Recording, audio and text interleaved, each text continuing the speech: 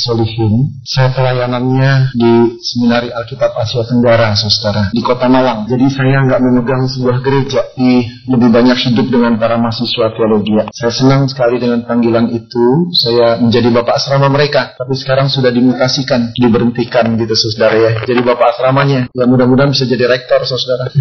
Saya senang sekali berkumpul dengan anak-anak muda, saudara. 5 tahun saya pernah menjadi pembimbing para pembimbing pemuda di Bandung, GII Hopington Bandung. Sungguh bersyukur, anak muda selalu memberikan inspirasi, ya, selalu dinamis. Senang deh pokoknya kalau anak muda ya. Sayang kenapa saya tua duluan. Dan bersyukur juga untuk kesempatan yang diberikan. Biar Tuhan bekerja di tengah-tengah kita dan merubah anak-anak muda, terutama diri kita, untuk boleh menjadi berkat bagi orang lain. Saya punya seorang istri dan 2 orang anak. Istri saya namanya Megawati. Ada Mega? Mana Mega? Tapi istri saya bukan itu. Terima kasih Mega. Pak Taufik Kemas juga punya istri namanya Mega, saudara. Ya. Lalu 2 orang anak-anak saya umur 14 dan 12 tahun laki-laki. Begitu. Terima kasih untuk perkenalan yang singkat. Oke, saudara, mari kita buka firman Tuhan yang terambil dari Lukas ke-23. Lukas 23 ayat 33 sampai dengan 43. Kalau saudara sudah mendapatkannya, saya ajak untuk berdoa, memohon pimpinan Roh Tuhan. Mari kita berdoa. Bapa di dalam surga, kami memohon Roh Kudus-Mu memimpin kami. Pada waktu kami membaca firman-Mu, dan pada waktu kami mendengar penguraiannya. Biarkan hati kami bisa melihat kehendak Tuhan di dalamnya. Dan hati kami berkobar-kobar karena kami tahu Tuhan pencipta kami sedang bersabda kepada kami. Oh Tuhan, kami berterima kasih Engkau memberikan retreat kepada kami. Tempat kami boleh mengasingkan diri daripada kehidupan rutinitas kami. Yang kadang-kadang kami tidak tahu kemana kami akan bergerak, kemana kami akan berakhir. Tapi biarlah di dalam retreat ini kami dikembalikan untuk melihat kehendak Tuhan yang agung dalam diri kami. Maksud dan rencana Tuhan yang indah di dalam kehidupan kami. Sampai kami boleh mengakhirinya sebagai seorang yang taat pada Tuhan yang setia. Oleh karena itu Tuhan berkabdalah dengan firman-Mu. Dan biar kami mengerti. Pimpin juga Tuhan hamba-Mu yang akan menguraikannya. Di dalam keterbatasannya dan kelemahannya, Tuhan memakai dia menjadi alat di dalam tangan-Mu. Terima kasih Bapa. Berkata-katalah karena kami telah siap mendengar. Dalam nama Tuhan Yesus kami berdoa. Amin. Lukas 23 ayat 33. Demikianlah firman Tuhan. Ketika mereka sampai di tempat yang bernama Tengkorak, mereka menyalibkan Yesus di situ, dan juga kedua orang penjahat itu, yang seorang di sebelah kanannya dan yang lain di sebelah kirinya. Yesus berkata, "Ya Bapa, ampunilah mereka, sebab mereka tidak tahu apa yang mereka perbuat." Dan mereka membuang undi untuk membagi pakaiannya. Orang banyak berdiri di situ dan melihat semuanya. Pemimpin-pemimpin mengejek dia, katanya, "Orang lain ia selamatkan.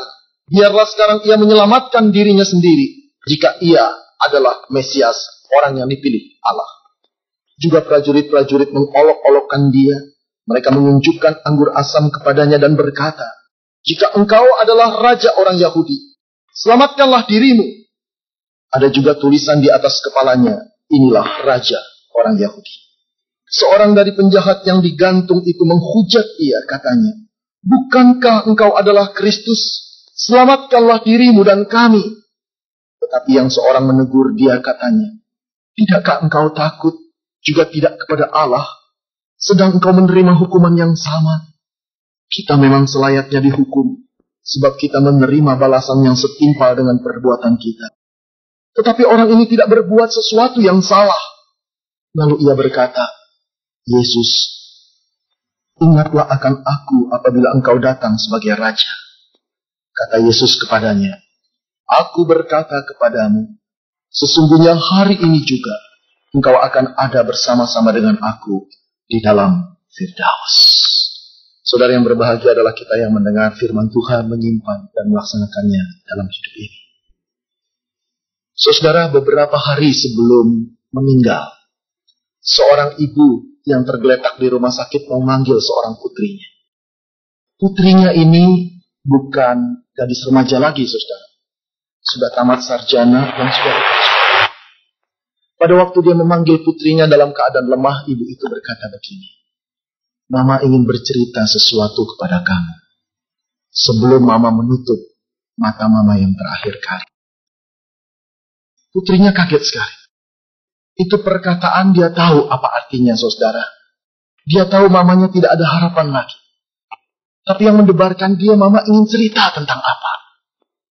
Saudara, ketika dia mendekatkan wajahnya ke wajah mamanya berkata begini, 27 tahun yang lalu, papamu pernah berselingkuh dengan seorang wanita lain. Dan sampai hari ini, mama tidak pernah bisa memaafkannya. Saudara-saudara, hati putri itu tusuk tajam. Dia tidak pernah bayangkan bahwa kata-kata yang terakhir yang akan diucapkan oleh mamanya adalah satu kebencian. Satu pengakuan bahwa mamanya belum pernah bisa mengampuni perbuatan papanya 27 tahun yang lalu. Yang di luar dugaan dia adalah bahwa mama dan papanya punya kasus seperti itu. Yang dia lihat adalah satu rumah tangga yang akur selama berpuluh-puluh tahun, bahkan sejak dia lahir, saudara. 27 tahun yang lalu, papamu pernah berselingkuh dengan wanita lain. Dan sampai hari ini, mama belum pernah bisa mengampuni. Saudara yang kekasih dalam Yesus Kristus, itulah penerimaan tanpa pengampunan. Mamanya bisa menerima papanya kembali, tapi tidak dengan mengampuni, saudara. Kisah lain. Seorang bapak berkata pada bapak pendeta, "Kalau bapak ingin menganjurkan saya menerima istri saya kembali, maaf. Kalau bapak minta saya mengampuni istri saya yang telah berzina, saya ampuni. Jangan harap dia masuk ke rumah saya kembali." Dengan marah orang itu pergi meninggalkan pendeta. Saudara, itulah pengampunan tanpa penerimaan. Saudara yang kekasih, kadang-kala manusia memisahkan antara pengampunan dan penerimaan. Manusia mengaku saya mengampuni, tapi tidak mau menerima. Manusia yang lain mengaku, mari saya akan terima dia, tapi jangan harap saya mengampuni dia. Seperti ibu itu. Saudara, penerimaan tanpa pengampunan itu merupakan keterpaksaan. Pengampunan tanpa penerimaan itu kepura-puraan belaka, saudara. Karena pengampunan dan penerimaan adalah dua bagian yang menyatu, yang tidak pernah dipisahkan. Di mana ada penerimaan, seharusnya ada pengampunan. Di mana ada pengampunan, di situ penerimaan harus lahir dan harus terwujud, saudara. Penerimaan dan pengampunan seperti dua sisi mata uang yang menyatu. Tapi saya bisa maklumi, saudara. Kalau kita bersalah pada orang dan kesalahan itu begitu pahit, melukai batin seseorang. Bahkan puluhan tahun dia simpan. Jangan menuntut orang untuk mengampuni engkau dan mengampuni aku. Jangan menuntut orang apalagi menerima kita. Apalagi menyatukan penerimaan dan pengampunan. Wajar kalau orang serusak kita, kalau orang seburuk kita dibenci, tidak diampuni dan tidak diterima. Tapi saya ingin memberikan kabar baik pada hari ini. Ketika manusia tidak memberi pengampunan dan penerimaan, atau ketika manusia memisahkan pengampunan dan penerimaan, di dalam ruang hati Allah selalu ada penerimaan dan pengampunan bagi orang-orang yang telah menyakiti hatinya. Itu satu kabar baik. Saudara, cerita yang kita baca berkisah tentang kisah Yesus Kristus yang terpancang di antara dua penjahat. Di tengah-tengah cercaan, cacian, makian. Di tengah-tengah akhir kehidupannya, apa Yesus lakukan? Dia menyatukan antara penerimaan dan pengampunan. Di dalam satu perikop kisah ini dilukiskan. Mari saudara, saya ingin tunjukkan ayat ke-34. Yesus berkata, "Ya Bapa, ampunilah mereka, sebab mereka tidak tahu apa yang mereka perbuat." Saudara, di atas kayu saliblah Kristus memberi pengampunannya. Buat siapa? Buat orang-orang yang telah salah paham pada dia, yang mencaci dia, yang membenci dia, termasuk penjahat di kiri kanan Yesus. Dan perikop ini ditutup dengan indah pada ayat ke-43, saudara. Kata Yesus kepadanya, "Aku berkata kepadamu, Sesungguhnya hari ini juga, engkau akan ada bersama-sama dengan aku di dalam Firdaus. Ditutup dengan satu penerimaan, saudara. Penerimaan orang berdosa. Pengampunan dan penerimaan itu digabung oleh Yesus di atas kayu salib. Ini cuma mau menunjukkan satu bukti.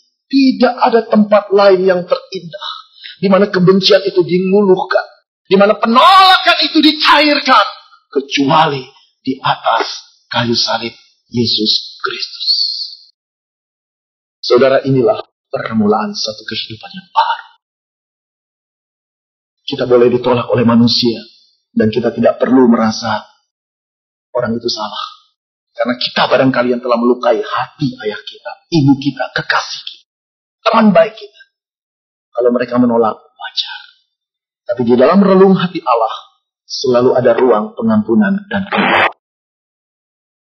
Yang jadi pertanyaan, saudara, siapa yang akan diampuni dan diterima oleh Allah? Dari perikop ini saya membagi dua syarat, saudara. Yang pertama, orang yang akan diampuni dan diterima Allah adalah orang berdosa yang merasa dirinya berdosa. Saudara, mari kita baca firman Tuhan kembali. Ayat 39, saudara. Seorang dari penjahat yang digantung itu menghujat dia, katanya, bukankah engkau adalah Kristus? Selamatkanlah dirimu dan kami. Kita baca satu ayat lagi, saudara. 33. Ketika mereka sampai di tempat yang bernama Tengkorak, mereka menyalibkan Yesus di situ. Dan juga kedua orang penjahat itu, yang seorang di sebelah kanannya dan yang lain di sebelah kiri. Dua kali kata penjahat dipakai, saudara. Saudara, kata penjahat yang dipakai tidak mau melukiskan penjahat kecil-kecilan. Kriminalitas, yang maling ayam, maling jemuran, maling sendal. Enggak, saudara. Sama sekali enggak. Kata penjahat yang dipakai pernah dipakai oleh Paulus pada waktu Paulus menulis surat Timotius menjelang dia ajal. Aku disamakan dengan penjahat. Artinya apa? Penjahat yang sudah tidak punya kemungkinan lain kecuali mati. Hukuman mati. Karena kata penjahat ini menggambarkan seseorang yang bengis, yang kejam, seorang yang sadis, seorang yang tidak terampuni. Itu penjahat yang dimaksud. Nah, pada waktu Yesus Kristus disalib, saudara, Alkitab menggambarkan di kanan kirinya dipancang juga dua orang kriminal yang sangat berat dan dibenci oleh masyarakat. Kalau kita memperhatikan Matius ke-27 ayat 44, saudara. Dua orang penjahat itu ikut mencaci maki Yesus Kristus. Nah, apa sebabnya? Mereka memaki, sudah orang di bawah memaki Kristus, orang yang setara dengan dia, yang dipancang sama-sama, juga ikut caci memaki Yesus Kristus. Saudara, bayangkan betapa beratnya beban mental Yesus itu. Nah, saudara, pada waktu Alkitab mengatakan salah seorang itu menghujat, pada ayat 39, menghujat itu punya pengertian caci terus menerus gak berhenti. Bukan sekali. Ditulisnya memang sekali, saudara. Tapi dalam tensis punya pengertian gak habis-habis orang itu ngomong, ngoceh, hina. Bahkan kalau bisa ngeludahin kali ya, kalau nyampe. Sampai mulutnya kering. Orang edan ini, saudara. Saudara pernah dicaci maki orang gak berhenti-berhenti? Pernah, Pak? Gimana? Kantor, Pak. Dari pagi itu bos gak berhenti marahin saya melulu. Rasanya gimana? Barangkali bahasanya masih sopan. Dan masih layak, karena itu bosku. Karena dia atasan, barangkali kita salah. Tapi apa sangkut mautnya antara Yesus dengan orang yang disalib? Nggak ada. Kenal pun belum, ketemu pun belum. Gila ada orang. Kenal belum, ketemu belum. Caci maki, sama-sama mau mati. Saudara. Biasanya orang sama-sama mau mati itu timbul kesadaran. Sadar. Teman sependeritaan, betul gak? Kalau kita lagi dimarahin bos, satu orang dimarahin bos, kita jadi akrab. Betul, sependeritaan. Saudara bisa dibayangkan betapa rusaknya orang ini. Di dalam sama-sama sependeritaan tidak muncul perasaan sependeritaan. Tapi terus mencari. Apa yang dia cari? Kesalahan orang lain. Umpatan caci maki. Dan jangan lupa, orang yang disalib itu mengalami suatu penekanan yang luar biasa dari masyarakat. Pada waktu dia tergantung, bukan cuma sakit seluruh badan, saudara. Demam, rasa nyeri yang luar biasa, tetesan darah. Tapi lihat orang di bawah. Mata mereka adalah mata yang menakutkan. Mata yang ingin menelan hidup-hidup. caci maki, sumpah serapah, tertawa-tawa, ejekan, itu menimbulkan luka. Dan pada saat seperti itu orang biasanya berontak dan balas memaki. Tapi apa kaitannya penjahat itu dengan Kristus? Apa kaitannya? Mengapa dia sampai hati melakukan ejekan seperti itu? Pernahkah Yesus berbuat salah kepada dia? Pernahkah Yesus merugikan dia? Sama sekali tidak. Mari kita lihat apa yang dia katakan. Ayat 39. Katanya, bukankah engkau adalah Kristus? Selamatkanlah dirimu dan kami. Saudara, menarik sekali. Penulis mengisahkan dengan kalimat, bukankah engkau adalah Kristus? Satu penekanan. Itu bukan satu pengakuan, saudara. Bukankah engkau adalah Kristus? Selamatkanlah dirimu dan kami. Ada dua hal yang saya mau jelaskan. Perkataan penekanan bukankah itu bukan berarti dia percaya, saudara. Dia sedang mengejek sejadi-jadi. Ben, sini loh. Andai kata saudara panggil, bukankah kamu adalah laki-laki? Gampar juga loh. Itu berarti dia meragukan kelaki-lakian saya. Betul? Kalau kamu laki-laki, minum. Kalau kamu laki-laki, isep. Kalau kamu laki-laki, jalan. Saudara, itu satu penghinaan. Kalimat yang sama pernah diucapkan oleh iblis pada waktu Yesus sedang dicobai di padang gurun setelah berpuasa 40 hari 40 malam. Bukankah engkau anak Allah? Oh, saudara, bukan satu kesamaan yang kebetulan saya pikir. Ini memang keluar dari hati yang tidak percaya pada Allah. Bukankah engkau adalah Kristus? Satu penghinaan tentang identitas diri. Coba kalau saudara jadi manajer, bukankah bapak manajer? Artinya kok nggak bisa apa-apa sih? Kalimat yang kedua, selamatkanlah dirimu dan kami.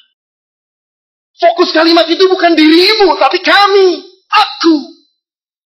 Oh, saudara, inilah orang yang tercengkam oleh dosa.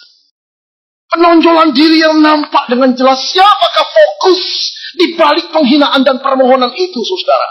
Dirinya. Dia sudah mau mati, tapi yang dia pikir adalah menghina orang lain. Dan di balik penghinaan itu dia sedang mementingkan dirinya. Saudara, itulah ciri orang yang dikuasai oleh dosa. Fokus hidupnya cuma dirinya. Saudara, ketika Allah menciptakan kita, Allah tidak pernah bermaksud kita hidup bagi diri sendiri. Yang pertama, Allah ingin menciptakan kita dengan maksud memuliakan Dia. Sesuatu yang di luar diri. Yang kedua, kita dipanggil untuk mengasihi mereka yang sama dengan kita. Tapi dosa memutarbalikan semua fakta, saudara. Sampai kita tidak bisa hidup kecuali untuk diri kita. Sejak kita kecil, mama dan papa kita sudah mengajarkan kepada kita bagaimana kita bersaing dengan orang lain. Menjadi anak yang terpandai. Dan selalu mereka mengkompernya dengan teman kita. Temanmu dapat berapa? Saya suka menyaksikan ibu-ibu menjemput anak-anaknya di sekolah, di TK, di SD. Karena saya hamba Tuhan gak terlalu terikat sama waktu, saudara ya. Kadang-kadang, jam 12, jemput anak sekolah dulu lah. Kadang-kadang saya lihat mami-mami nunggu. Begitu bunyi bel. Lari keluar. Seperti itik. Lalu mengharukan ibu-ibu itu sudah begini. Andre! John! Gitu Mas. Sorry ya John ya. Lari! Nanti pertemuan yang mengharukan itu terjadi. Pelukan antara ibu dan anak. Anak mama! Senang sekali lihat seperti itu. Mengharukan, itu manusiawi sekali. Tapi setelah pertemuan beberapa detik yang mengharukan itu terjadi, muncullah pertanyaan yang membingungkan dan mengesalkan anak. Matematikmu dapat berapa? Ya, ibu-ibu kenapa sih gak bisa tahan begitu? Nanti kalau dibilang, dapat 5 mah. Hah? Dapat 5? Bodoh. Betul ya? Mas, jangan main. Soalnya profesional main. Awas, jangan main. Belajar. Papamu tuh lebih pintar dari papanya si Andre, ngerti?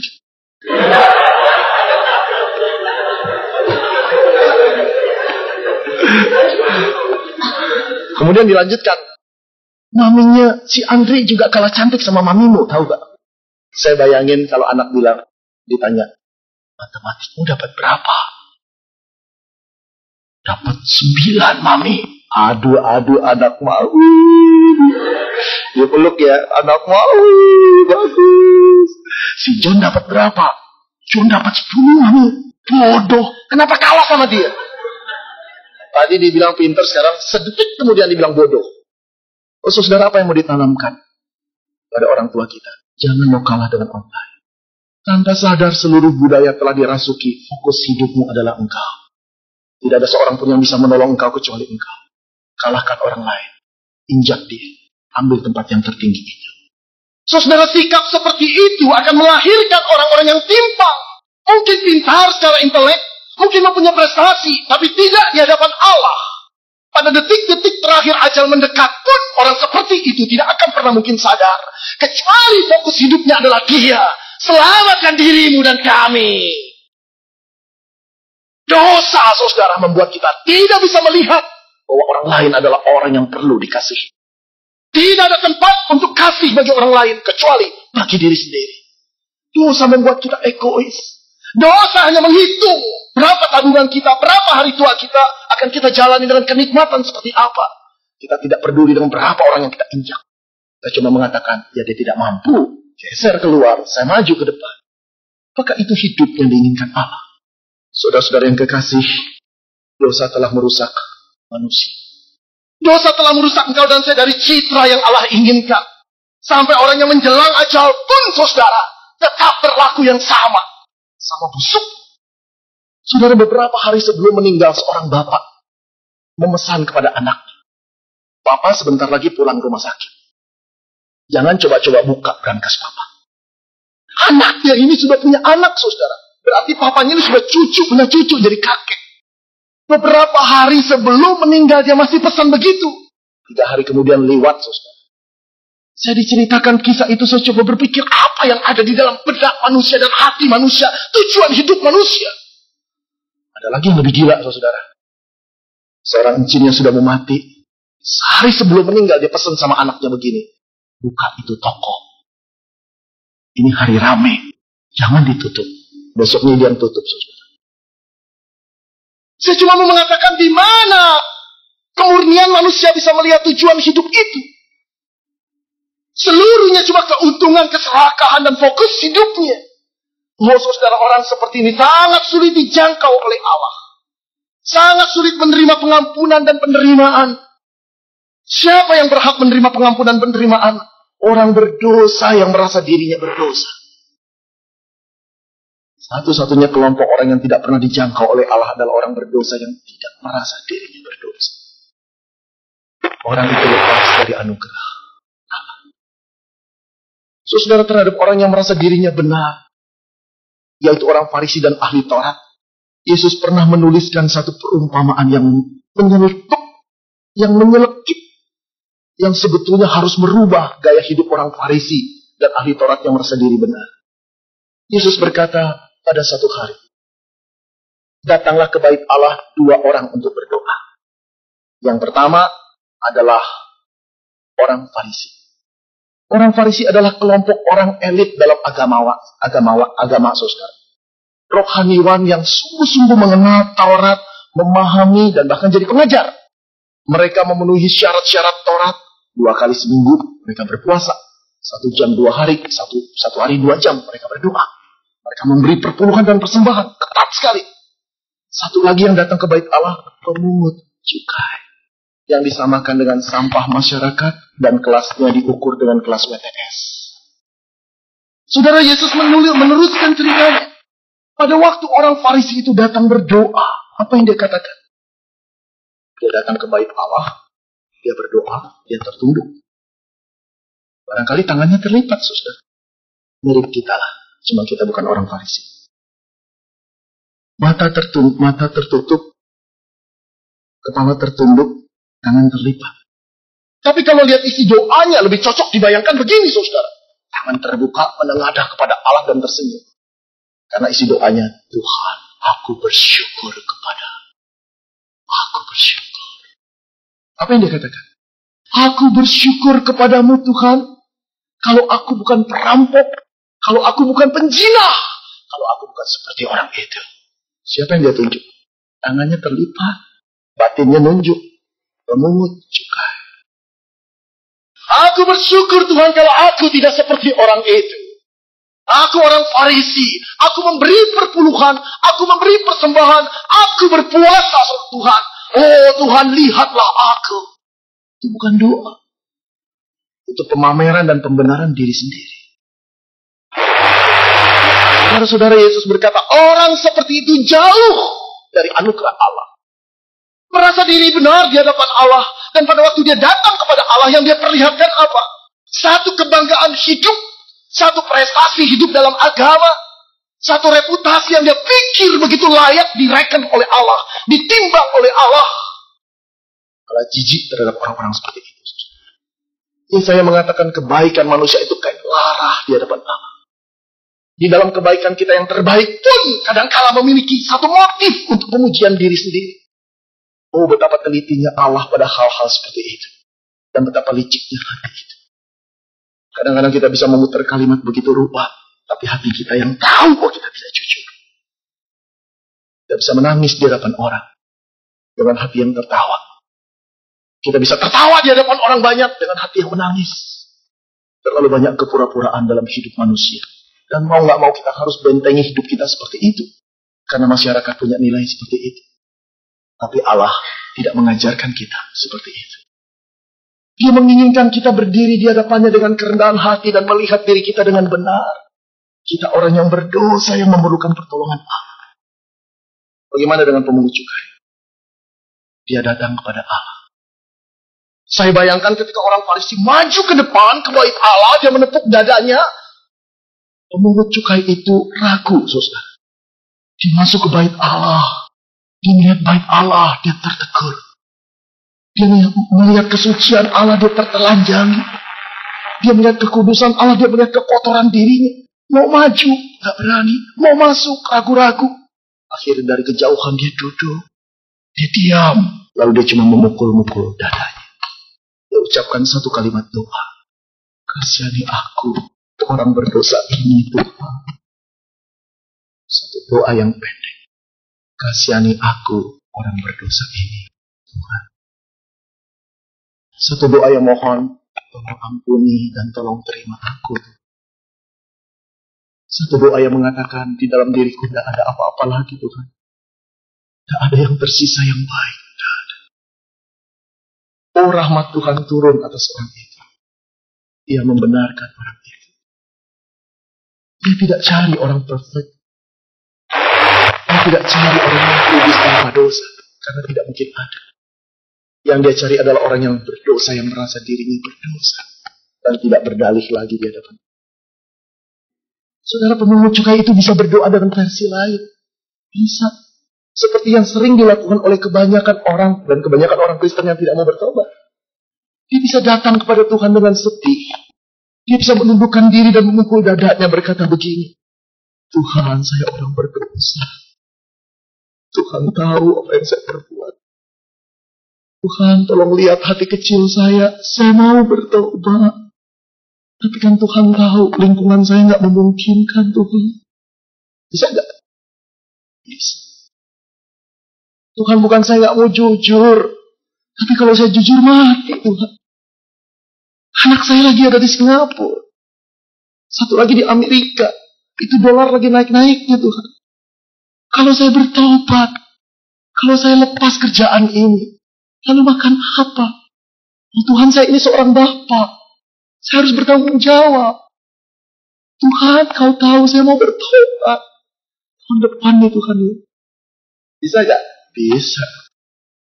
Atau dia berkata, Tuhan, saya benar-benar gelisah dengan hidup seperti ini. Tiap kali itu orang Jepang datang, saya harus cari wanita untuk menghibur dia. Saya jijik, saya nggak mau. Engkau tahu aku setia pada istriku.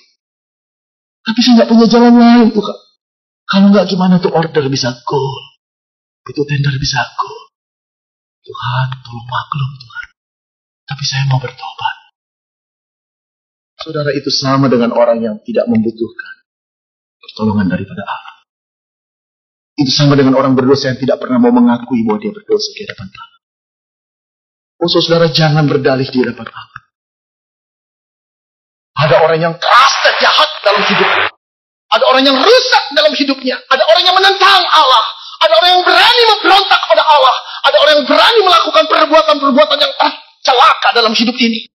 Satu kali Allah tegur, satu kali dengar firman, satu kali melihat kasih Allah, luluh orang itu diraih oleh Allah.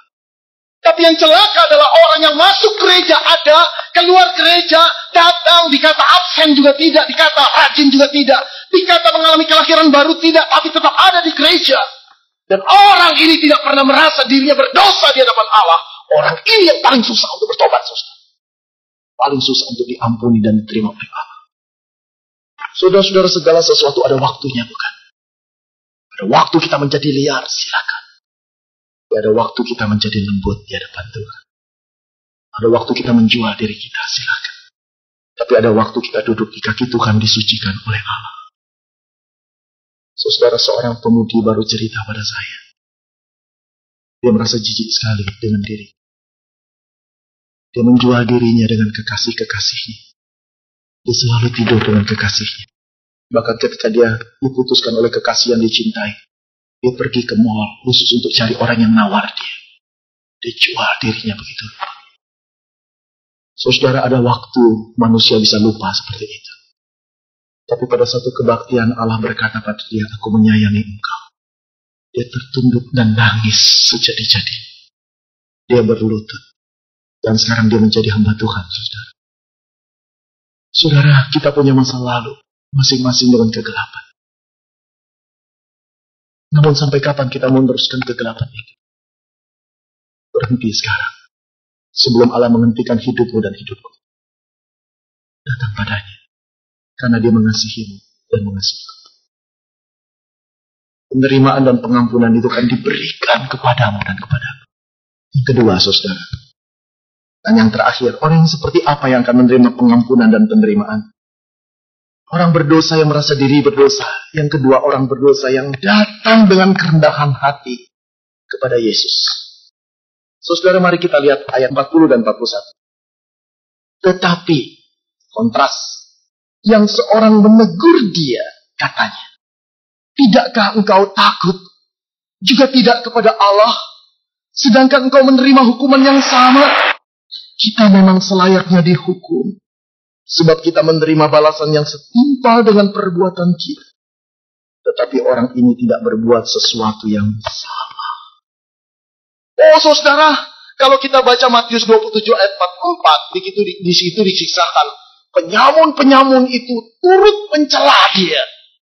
Jadi Kristus di tengah-tengahnya, yang satu penyamun berkata, bukankah engkau anak Allah, selamatkan dirimu. Yang sebelah sini berkata, engkau yang berkata, bait Allah akan dirubuhkan dalam 3 hari dibangkitkan, turun. Apa ikut mencaci, saudara? Tetapi apa yang terjadi kemudian? Selang beberapa jam kemudian terjadi perubahan pada salah satu penjahat. Salah satu penjahat mulai sadar ada perbedaan antara Kristus dengan dia. Di mana letak kesadaran itu, saudara?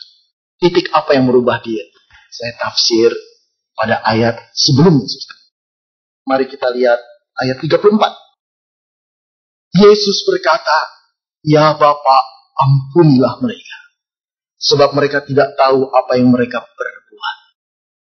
Saudara perhatikan, di dalam satu tulisan yang saya baca dari sebuah buku, saudara, saya akan mengutipnya. Satu tulisan dalam bahasa Latin, salib itu dikatakan seperti ini, Teterium et credulis simum. Apa artinya? Bagi orang-orang Romawi, salib itu terterium et credulis simum. Artinya satu hukuman yang sangat menakutkan bagi manusia yang pernah hidup. Orang-orang Roma pantang disalib. Yang disalib hanya warga non-Roma. Kalau seorang Roma itu melakukan dosa yang sangat besar dan tidak terampuni, hukuman matinya adalah minum racun. Kalau hukuman besar itu masih terampuni, walaupun hukuman mati tetap, mati secara terhormat, penggal kepala. Tetapi tidak pernah salib itu diberikan kepada orang Roma. Itu benar-benar satu hukuman yang memalukan seluruh keluarga dan tidak mungkin bisa terampuni lagi. Salib. Dan itu diberikan untuk Yesus. Kalau penjahat itu bisa disalib, saudara, mereka seharusnya merasa pantas. Tapi tidak untuk Yesus. Tidak pernah ada satu kesalahan pun yang bisa membuktikan dia patut disalib. Bahkan tidak pernah ada satu kesalahan pun yang dibuat oleh Yesus. Saudara, penjahat itu bisa merasakan apa artinya disalib. Penolakan orang. Mari saya gambarkan. Keputusan penyaliban yang cepat dan dahsyat seperti Kristus jarang dilakukan. Yang ada melalui pengadilan yang wajar, bukan? Dan 2 orang penjahat itu ditangkap, diadili dengan wajar. Keputusan hakim, salibkan. Masuk penjara lagi, bukan? Tunggu kapan eksekusinya. Kalau Kristus langsung salibkan, naik sekarang. Saya mau membayangkan 2 orang penjahat itu. Mungkin keputusan salib itu sudah berapa bulan yang lalu. Mereka sedang menunggu dengan gelisah. Mentalnya terteror. Lalu rekan-rekan narapidana mungkin ada yang bersimpati. Mungkin ada yang menghina. Mungkin ada yang mencela mereka. Bukan begitu? Nah, di dalam manusia menunggu saat-saat kematian, itulah saat-saat yang menakutkan sebetulnya. Bukan kematian itu sendiri yang menakutkan. Tapi saat-saat menunggu kematian itu, saya rasa begitu berat bagi tiap orang yang akan meninggal. Nah, saudara, pada satu pagi, subuh. Ini imajinasi saya. Datanglah seorang perwira Romawi disertai dengan beberapa anak buahnya. Menggedor sel 2 orang di penjara ini. Bangun! Bangun! Dia dibangunin. Hari ini, hari penyaliban. Kira-kira gimana sih? Dia sadar. Bangun! Lekas berpakaian. Hari ini penyalibanmu. Aku kaget begitu. Langsung reaksi yang pertama adalah nangis, saudara. Reaksi yang kedua pegang jeruji penjara, saudara. Pegang teralis. Saya merasa itu pasti terjadi. Dia berteriak-teriak, jangan dipegang kuat. Kemudian mulai kepala penjara pegang lehernya. Bentak, yang satu tarik tangannya, diinjak agar orang ini keluar. Betul, saudara? Bisa gak? Bisa. Walaupun dia berteriak, ampuni saya. Jangan. Tarik. Digiring seperti anjing. Dan waktu menjelang pagi di luar, masyarakat sudah banyak untuk menyaksikan hari ini. 2 orang penjahat kelas kakap yang sadis. Tidak diampuni. Mereka mengejek-ejek sepanjang jalan. Saudara, bayangkan seorang manusia yang sejahat seperti apapun. Pada saat dia digencet seperti anjing dan hendak dibunuh, tentu dia mengharapkan pertolongan. Tapi apa yang dia lihat pada mata-mata orang yang memandang dia, mata-mata yang mensyukuri, bahkan begitu sadis menginginkan kematian. Tidak ada tempat yang memberi dia pengampunan. Yang dia lihat adalah sinar mata penolakan. Bagaimana pada waktu dia dipaku? Bukan main sakitnya, saudara. Tapi jauh lebih sakit pada waktu dia dicaci maki. Pada waktu dia naik salib, apa yang hendak dia lihat, saudara? Pada waktu seseorang hendak disalib, tentu dia membutuhkan seseorang yang bisa memaklumi dan menerima dia. Satu telaga yang bisa membuat sejuk dirinya. Satu penerimaan. Tapi yang dia lihat mata-mata di bawah itu, mata-mata yang benar-benar mencaci maki dia dan menolak dia. Saya membayangkan pada saat seperti itu, saudara, dia ingin melihat mata istrinya, mata anaknya, mata orang tuanya, mata kekasihnya. Tidak akan ada satu anggota keluarga pun yang mau saudara hadir di bawah salib untuk melihat keluarganya disalib. Karena itu sangat memalukan. Jadi dia bisa merasakan apa artinya tersalib. Kalau dia seorang penjahat, dia bisa merasakan itu, saudara. Tetapi bukankah orang di sebelah itu tidak jahat? Tidak pernah ada kabar tentang dia melakukan sesuatu yang jahat. Seharusnya Kristus jauh lebih marah daripada dia. Apa yang diucapkan Kristus di atas kayu salib? Bapa, ampunilah mereka. Saya merasa kalimat inilah yang merubah dia. Dia mulai terpaku. Dia mulai melihat Kristus. Kenapa orang ini bisa mengeluarkan kalimat seperti itu? Ada perbedaan yang besar dengan kebencian dia ditolak oleh orang lain. Tidak dimaafkan oleh orang lain. Itulah yang membawa dia pada kesadaran betapa kotornya dia dibandingkan dengan Kristus yang jauh lebih agung seperti itu. Lalu dia mulai menegur temannya, saudara. Apa yang dia katakan? Mari kita lihat kembali, saudara. Ayat 40. Tidakkah engkau takut juga tidak kepada Allah? Dia mulai bicara tentang Allah di tengah-tengah kematiannya. Itu berarti kesadarannya mulai muncul, saudara. Sedang engkau menerima hukuman yang sama. Kita memang selayaknya dihukum. Dia tidak mengatakan engkau selayaknya dihukum. Kita, aku dan engkau, selayaknya dihukum. Sebab kita menerima balasan yang setimpal dengan perbuatan kita. Inilah titik anugerah Allah. Orang yang mulai sadar bahwa dirinya tidak layak. Orang yang mulai sadar bahwa hidupnya diancam oleh kematian yang mengerikan karena perbuatan-perbuatan dosa yang telah dilakukan dan menjijikkan hati Allah dan menjadi memurkai hati Allah. Pada saat kesadaran ini tiba, saudara, anugerah itu sudah mendekat. Ini diperlukan, saudara. Tidak ada anugerah yang benar-benar terasa nilainya tanpa kesadaran bahwa hidup kita terancam. Murka Allah akan menjangkau kita. Dan saudara, pada waktu dia mulai sadar betapa kotornya dia, betapa hinanya dia, betapa najisnya dia, dan pada waktu dia mulai mengaitkan dengan Allah, disitulah kasih dan pengampunan itu mulai merambat di dalam diri. Inilah yang Allah menunggu kita seperti ini. Allah menunggu suatu pengakuan. Tuhan, saya orang berdosa. Saya kotor. Saya hidup. Allah tahu siapa diri saudara dan siapa diri saya. Allah tahu apa yang kau pikirkan dan apa yang kau lakukan. Dari perbuatan-perbuatan yang tersembunyi sekalipun, yang kita kemas dengan apik, lalu kita bungkus dengan bungkusan dan kemasan yang luar biasa salehnya. Allah tahu siapa engkau dan siapa aku. Pada satu kali ada seorang Farisi yang bernama Nikodemus datang pada Yesus pada waktu malam hari. Kenapa dia datang malam hari? Salah satunya barangkali sebabnya dia malu, saudara. Kenapa orang Farisi yang bisa mengajar, yang saleh datang pada anak tukang kayu? Yang tidak tahu di mana sekolah teologianya. Pada waktu dia datang, apa yang mendesak dia datang? Saya terka, saudara.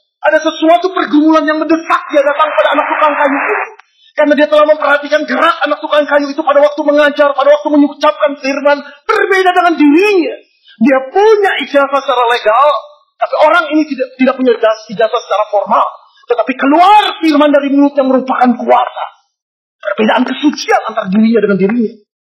Oh saudara, malam hari itu, Yohanes mengatakan, malam itu, Nikodemus datang pada Yesus. Apa artinya malam, saudara? Injil Yohanes penuh dengan simbolis. Malam sering kali dikisahkan pada orang yang berposisi berbeda dengan Kristus. Kristus dikisahkan terang. Dia bukan terang, saudara. Tapi Kristus dinamakan terang untuk mengontraskan dengan orang-orang yang bertentangan dengan dia yang berada dalam kegelapan. Malam itu Nikodemus berada dalam kegelapan. Di dalam ketidakmengenalan Allah. Di dalam kekotoran hidup. Hatinya gelisah. Dan malam itu dia datang pada Kristus. Apa yang Yesus katakan? Saudara, Yesus cuma mengatakan satu hal yang sama. 3 kali berturut-turut. Kamu harus dilahirkan kembali.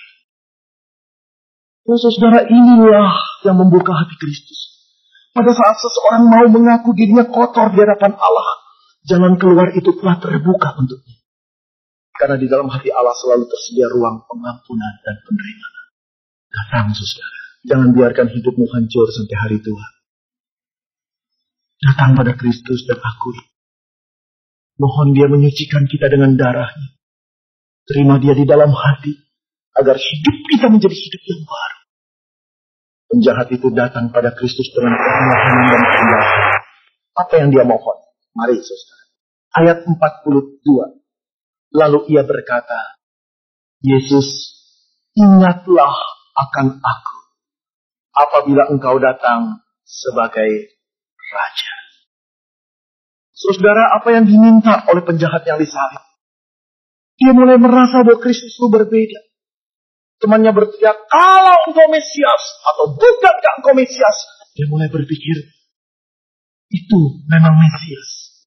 Orang yang diurapi Allah. Oh, betapa agungnya dia. Lalu dia mulai membandingkan dirinya. Tidak pantas. Seharusnya dia bisa memohon lebih banyak, saudara. Oh Tuhan, kalau engkau Mesias, jangan lupa sama saya Tuhan ya. Tolong Tuhan. Tetapi yang keluar dari kalimatnya adalah kalimat yang merasa. Saya merasa. Ingatlah akan aku. Dia tidak minta banyak. Cuma Lord, remember me.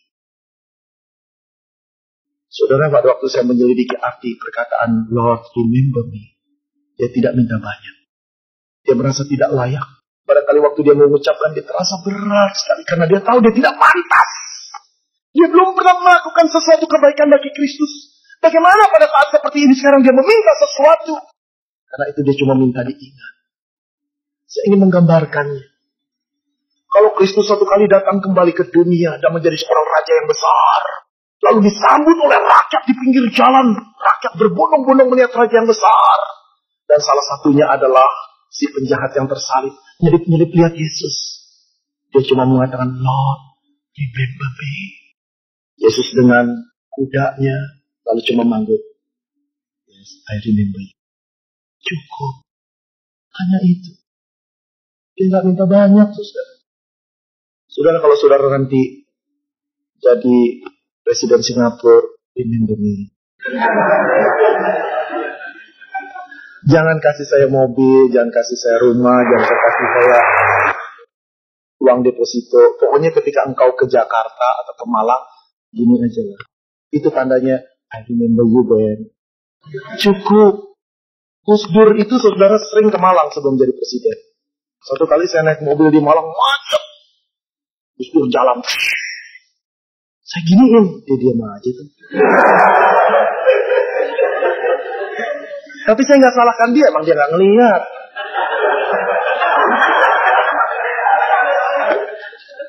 Saudara mengerti, remember me, nggak minta banyak. Saudara, saya punya kesan sendiri pada perkataan ingat aku. Seorang gadis belasan tahun yang lalu pernah sharing sama saya begini. Dia sudah pacaran 9 tahun dengan kekasihnya. Kekasihnya putuskan. 3 bulan kemudian kekasihnya menikah dengan wanita lain. Cuma 3 bulan. 9 tahun pacaran dikalahkan dengan 3 bulan. Saudara, gadis itu kejam-kejam. Terus dia bilang begini, Pak Benny mau gak nyampein pesan saya pada mantan kekasih saya? Apa? Saya ingin jadi pembantunya, Pak. Hati saya getar. Saya sukar membedakan roh cinta yang tulus dan cinta yang bodoh, saudara.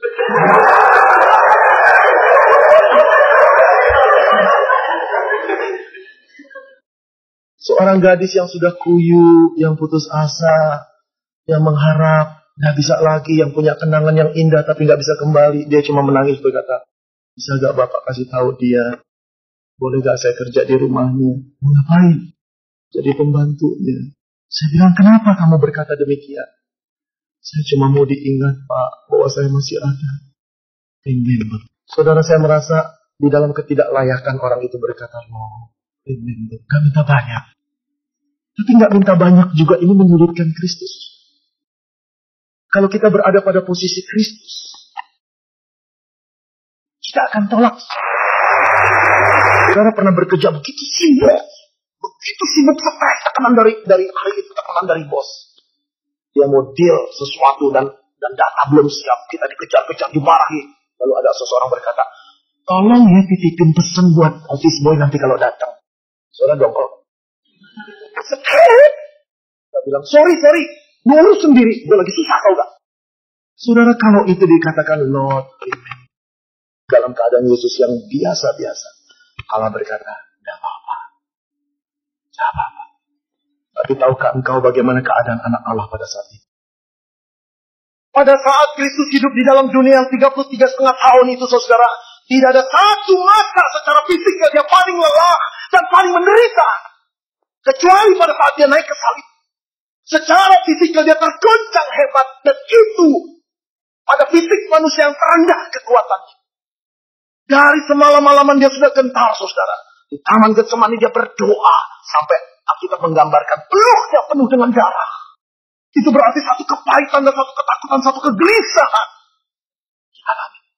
Dia ditangkap, dia digiring ke 5 kali pengadilan. Dibolak-balik setiap kali pengadilan, dicorokin. Ditendang, dihina. Jangan lupa siapa yang dihina? Anak Allah. Tapi dia diperlakukan seperti itu.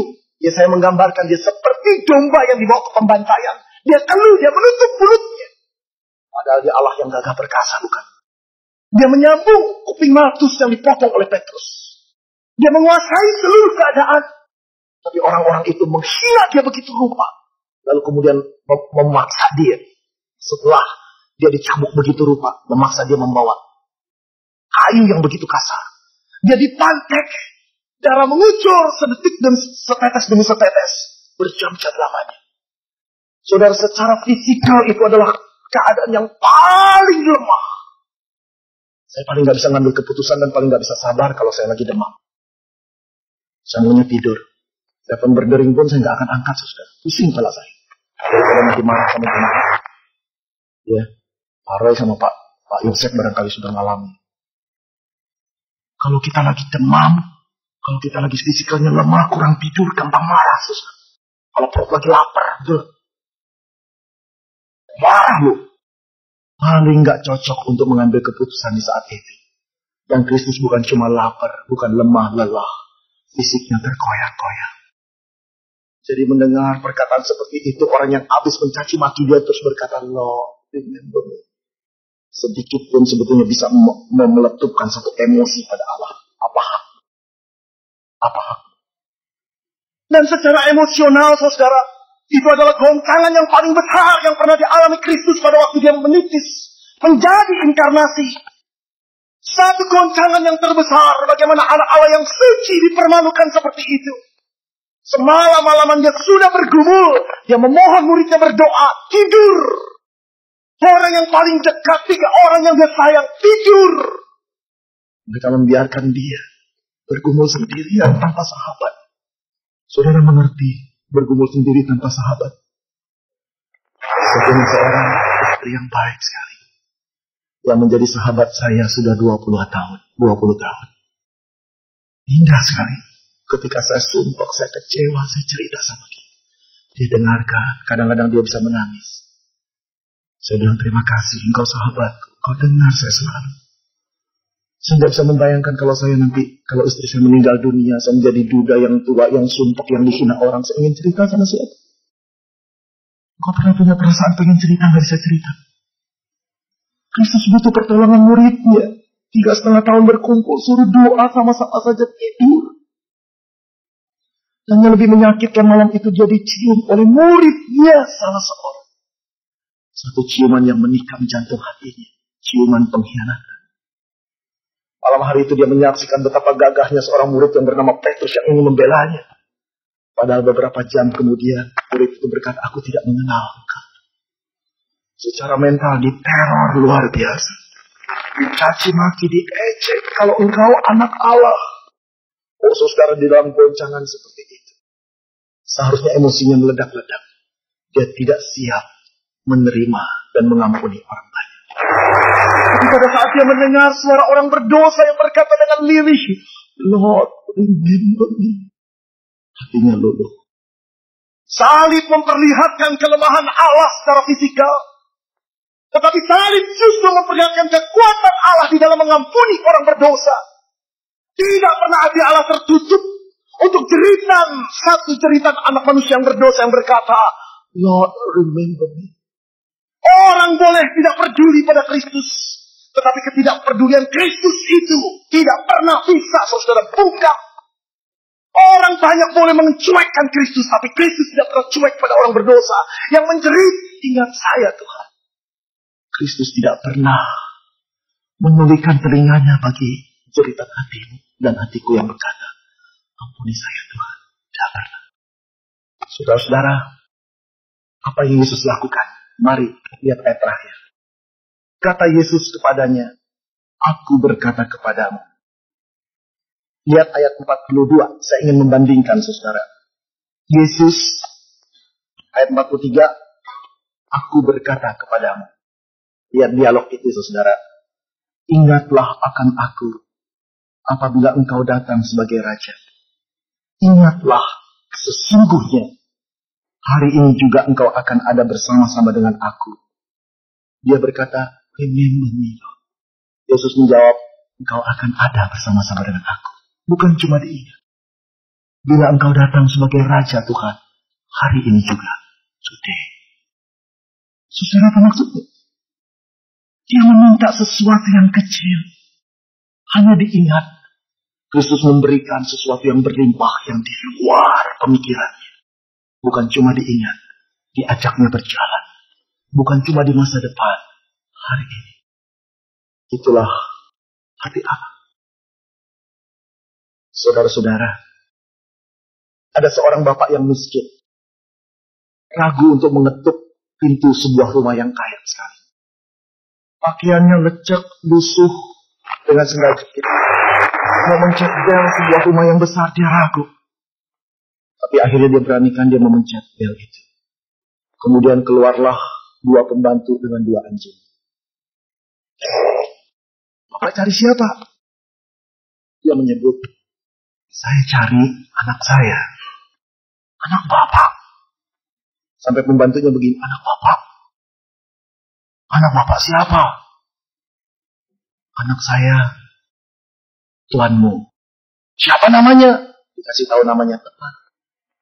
Jadi pembantu bilang, bapak tidak salah.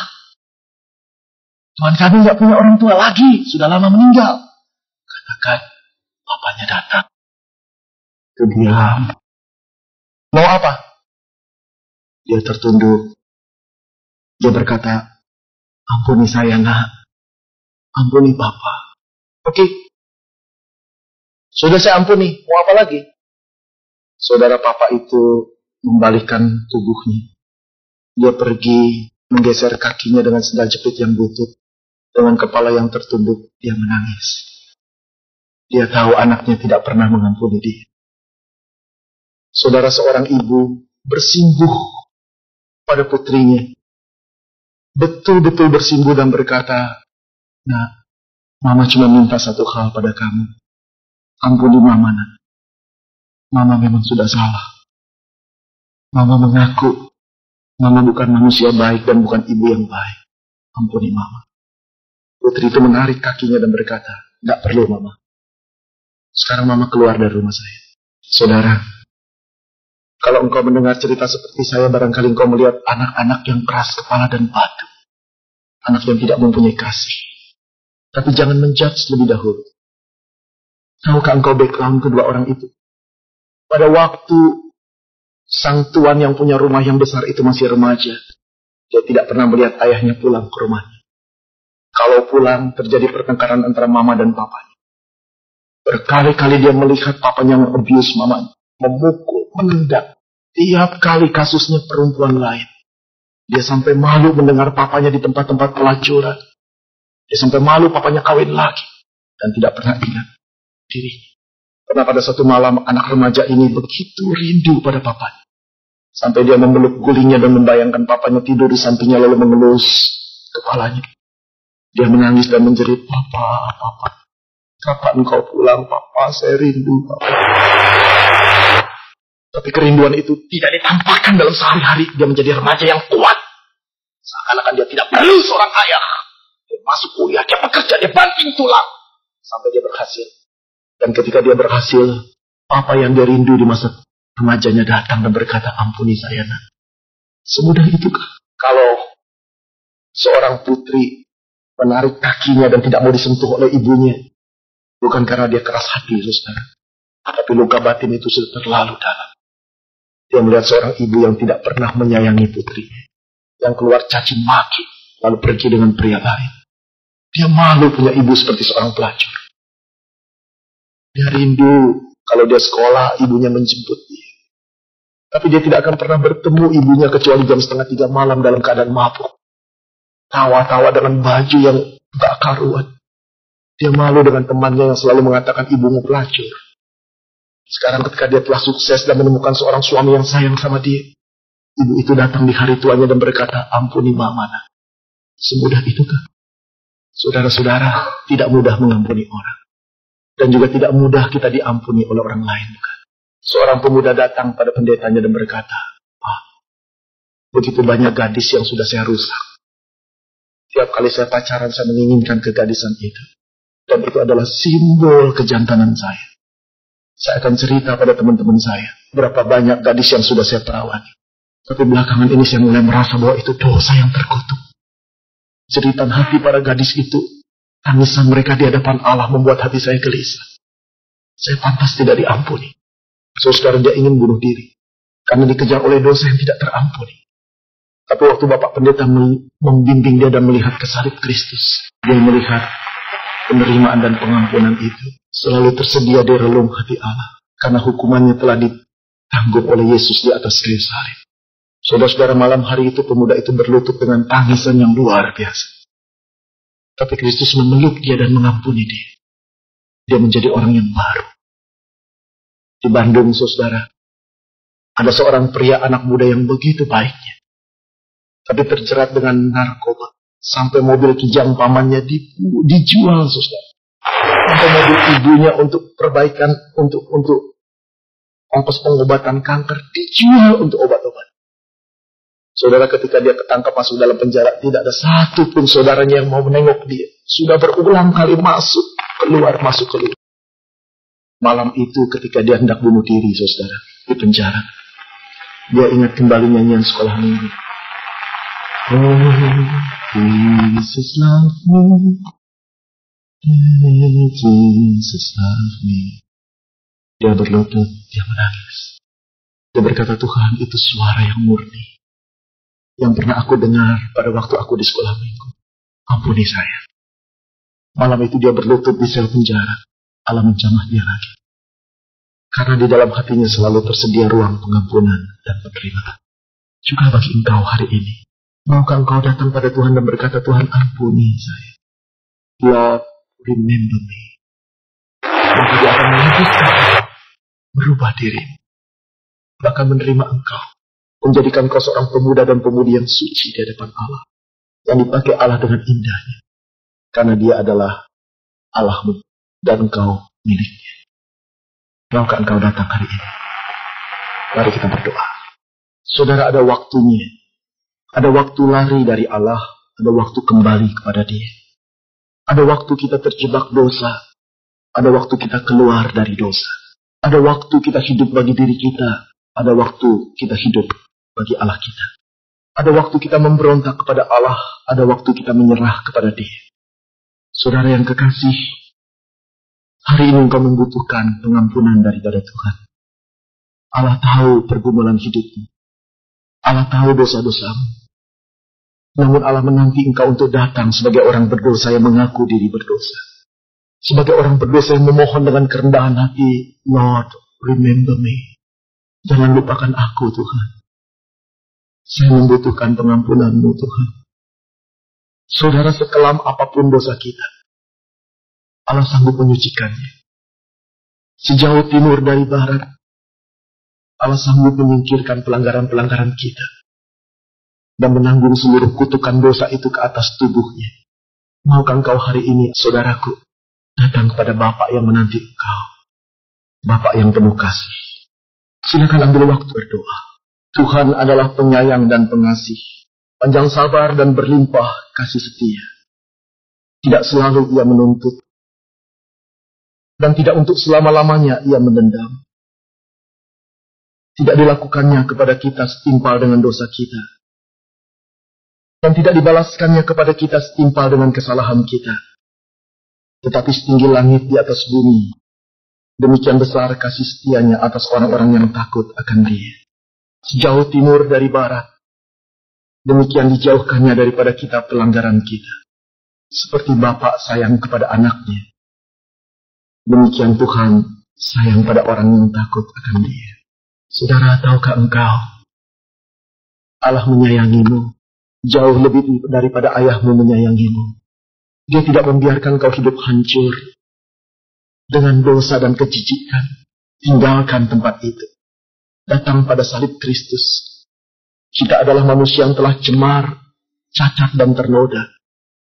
Mungkin orang tua kita, kekasih kita, teman-teman kita tidak bisa menerima dan memaafkan kita. Tapi tidak dengan Allah. Karena Dia mengasihimu. Dia sudah mati bagimu di atas kayu salib. Izinkan Dia masuk ke dalam hatimu dan katakan, Tuhan, ampuni saya. Saya bertobat hari ini.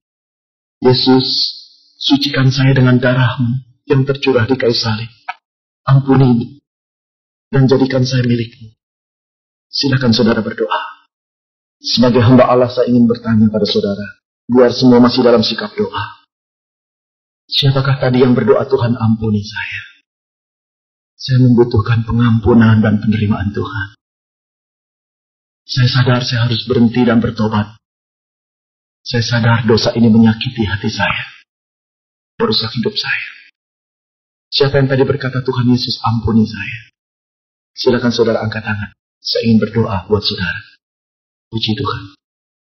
Allah mengasihimu, Allah mencintaimu. Puji Tuhan. Puji Tuhan. Allah mengasihimu, Allah mencintaimu. Allah menerima dan mengampunimu. Siapa lagi saudara? Adakah seorang pemuda yang terus bergumul di dalam dosa? Engkau terikat dengan dosa seksual. Engkau terikat dengan pornografi. Dan engkau terus merasa betapa sulit melepaskannya.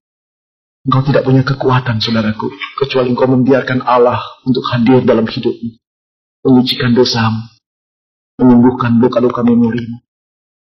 Adakah seorang yang di dalam ruang ini terikat dengan dosa kebencian?